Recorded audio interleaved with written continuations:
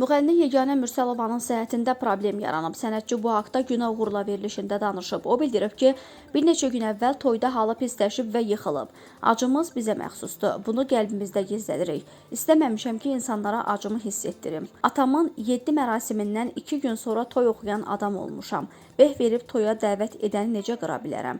Ən çox qınananlar incəsənət adamlarıdır. Dərdimizlə baş-başa qala bilmirik. 1-2 gündür sağlamlığımla sınağa çəkilirəm. Ayın 9-da Gürcüstana getməli idim. Noyabrın 8-də toyda bir də gördüm yerdəyəm. Halım pisləşib yıxılmışam. Ümid edirəm yaxşı xəbər alaram. Əməkdar artist Bəhram Bağırzadə mərhum anası Tahirə Bağırzadə ilə bağlı paylaşım edib. Aktyor anasının ad günü olduğunu vurğulayaraq arxiv fotosuna bunları yazıb. 12 noyabrda anamın 79 yaşı olardı.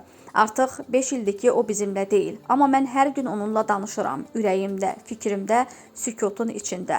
Analar getmirlər. Onlar sadəcə içimizdəki isti bir işığa çevrilirlər. Vicdanımıza, mərhəmətimizə, şəfqətimizə. Mən sənin üçün çox darıxıram, ana. Amma hiss edirəm, sən həmişə. Qeyd edək ki, Bəhram Bağırzadənin anası koronavirusdan dünyasını dəyişib.